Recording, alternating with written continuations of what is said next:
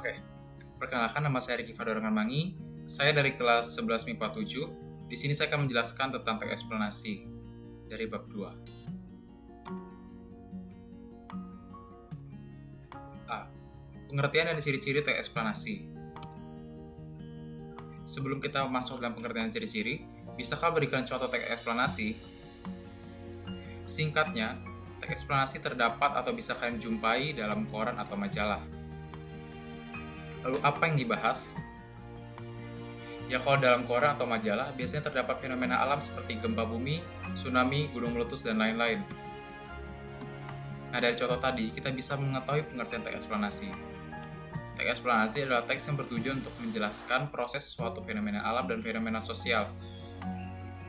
Teks eksplanasi ditulis untuk menjawab pertanyaan bagaimana dan mengapa. Dan teks eksplanasi juga berupa teks non-fiksi. 2. Ciri-ciri teks eksplanasi sebagai berikut. A.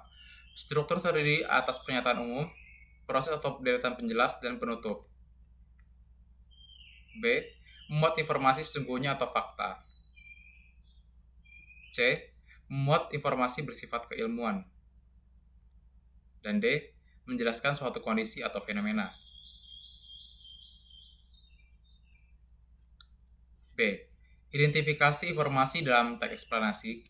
Di sini saya mempunyai contoh teks yaitu merokok. Dalam mengidentifikasi, ada dua hal yang perlu kita ketahui, yaitu fakta dalam teks eksplanasi, dan kedua adalah gagasan pokok dalam teks eksplanasi. Fakta dalam teks eksplanasi adalah semuanya. Semua dalam teks ini merupakan fakta.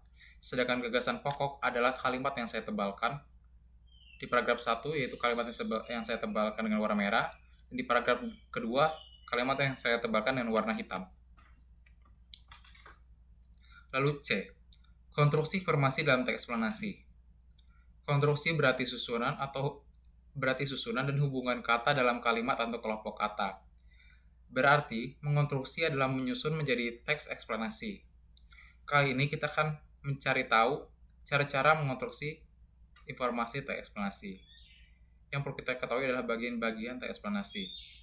Bagian-bagiannya berisi pernyataan umum, deretan penjelas, dan juga penutup. Lalu cara kedua adalah susun ulang teks eksplanasi. Dalam menyusun ulang teks eksplanasi, ada yang namanya abstraksi. Abstraksi merupakan penyajian singkat mengenai isi teks secara jelas dan akurat. Abstraksi berfungsi untuk menjelaskan secara singkat kepada pembaca tentang isi yang terdapat dalam suatu teks. Abstraksi umumnya disajikan dalam satu paragraf. Berikut beberapa aspek yang perlu Anda perhatikan pada saat mengabstraksi teks eksplanasi. A. Membaca teks dengan cermat dan teliti. B. Mencatat gagasan penting yang tersirat dalam teks. C. Menyusun dan mengembangkan intisari teks berdasarkan gagasan-gagasan penting dengan bahasa Anda sendiri. Kita masuk pada bagian D, yaitu menganalisis struktur dan kebahasaan teks eksplanasi. Yang pertama kita akan analisis strukturnya dulu. Teks eksplanasi terdiri dari 3 struktur, yaitu pernyataan umum. Pernyataan umum merupakan struktur paling awal yang berisi gambaran umum untuk selanjutnya dijelaskan secara lebih terperinci di struktur selanjutnya. Nah, struktur kedua adalah proses atau deretan menjelas. Di sini dijelaskan hubungan sebab akibat dan dijawab juga pertanyaan mengapa dan bagaimana. Dan struktur yang paling akhir adalah penutup atau simpulan. Struktur yang paling terakhir ini, yaitu penutup dan simpulan, sifatnya fleksibel. Terkadang beberapa teks memiliki penutup atau simpulan, tetapi beberapa juga tidak memilikinya.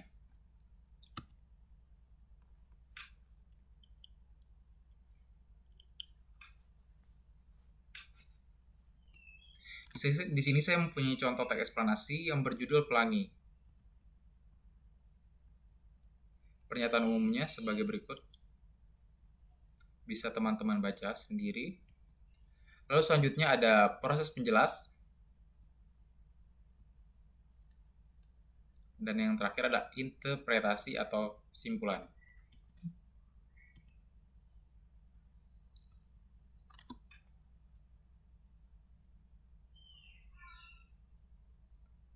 Yang kedua, kita menganalisis kebahasan teks eksplanasi. Dalam menganalisis ada namanya penggunaan istilah. Istilah adalah kata atau gabungan kata yang cermat mengungkapkan suatu makna. Proses pembentukan istilah dilakukan melalui 3 cara berikut. Yang pertama ada pemadanan atau penerjemahan. Yang kedua ada penyerapan kosakata asing. Yang ketiga gabungan penerjemahan dan penyerapan. Contoh istilahnya saya ambil adalah virologi, ialah cabang biologi yang mempelajari makhluk suborganisme terutama virus. Lalu B, penggunaan keterangan waktu. Keterangan waktu adalah jenis keterangan yang menunjukkan waktu. Di sini saya ada punya 2 contoh, yaitu kata hubung dan kata temporal. Sebagai contoh, kata hubungnya adalah pada, dalam, setelah, sebelum, sesudah, selama, dan sepanjang. Lalu kata temporalnya ada kemarin, sekarang, nanti, dan besok.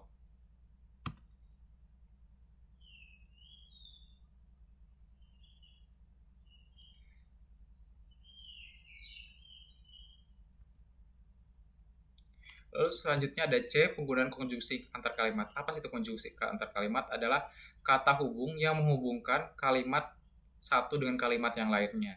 Nah, konjungsi antar kalimat ini ada memiliki 7, yaitu pertentangan sebagai contoh, akan tetapi, namun, dan biarpun demikian, sekalipun demikian, dan lain-lain. Lalu ada waktu, kemudian, sesudah itu, setelah itu, sebelum itu, dan selanjutnya. Lalu ada konjungsi antar kalimat penambahan, contohnya, tambahan pula, lagi pula, dan selain itu. Selanjutnya ada konjungsi pembalikan, yaitu pencuri itu tidak mengindahkan tembakan peringatan. Sebaliknya dia melawan polisi menggunakan sebuah pedang. Sorry, itu typo. Lalu ada keadaan. Masalah yang dialami Andi memang gawat. Sesungguhnya, dia sudah meramalkan masalah itu sebelumnya. Lalu ada penguatan. Taman anggrek sudah dikenal luas oleh masyarakat. Bahkan, taman tersebut penuh dengan pengunjung pada hari Minggu.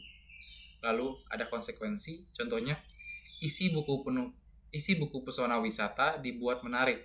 Dengan demikian, pembaca tidak bosan untuk membaca buku tersebut.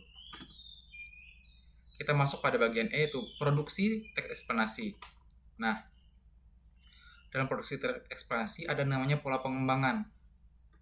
Itu yang pertama, yang terdiri dari 2 cara. Cara pertama adalah pola pengembangan sebab akibat. Pola ini disusun berdasarkan hubungan sebab akibat yang menjelaskan mengapa atau bagaimana suatu peristiwa atau fenomena terjadi. Yang kedua ada pola pengembangan proses. Nah, pada pola pengembangan ini disusun berdasarkan urutan waktu yang menjelaskan suatu proses terjadi fenomena atau bagaimana urutan kejadian suatu peristiwa.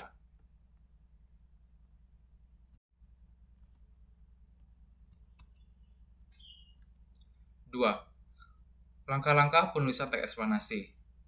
A. Menentukan topik atau tema. Topik adalah inti utama dari seluruh isi tulisan atau tema masalah yang akan dibicarakan. Lalu B. Menentukan tujuan penulisan. Tujuan penulisan merupakan titik tolak seluruh kegiatan menulis. Dengan menentukan tujuan penulisan, akan diketahui isi yang harus dilakukan pada tahap penulisan. Lalu C. Mengumpulkan data dari berbagai sumber. Yang paling penting adalah datanya, karena data merupakan bagian penting dalam penulisan teks eksplanasi. Data digunakan untuk mendukung penulisan teks. D. Menyusun kerangka.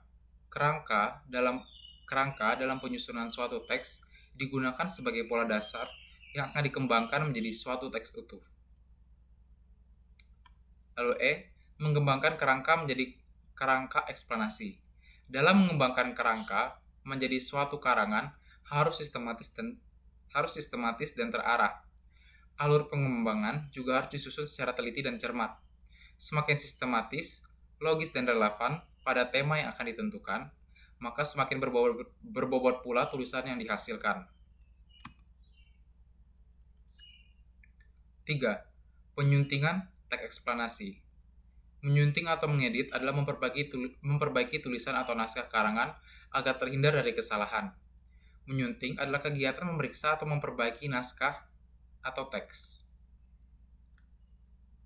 Unsur dalam menyunting. A. Ketepatan penulisan huruf, kata, lambang, bilangan, serta ketepatan tanda baca. Lalu, ketepatan penggunaan kata-kata untuk mengungkapkan suatu maksud sesuai dengan situasi dan kondisi. Lalu, keefektifan kalimat syarat-syarat sebagai berikut. Syaratnya pertama adalah logis, hemat, dan padu. Lalu, keterpaduan paragraf terjaga dengan baik.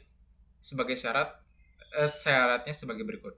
1. Kelengkapan, kesatuan, urutan kalimat, dan koherensi. Yang terakhir adalah langkah-langkah menyunting sebagai berikut. A. Membaca kalimat demi kalimat secara teliti digunakan untuk menemukan kesalahan yang terjadi pada penulisan teks. B. Membenarkan kesalahan yang terjadi pada penulisan teks. C. Memeriksa keterpaduan paragraf untuk menemukan kesalahan. Dan D. Memperbaiki keruntuhan paragraf yang tidak tepat dapat dilakukan dengan cara membuang kalimat tidak padu, menempatkan paragraf pada urutan tepat, atau menambahkan paragraf yang runtut.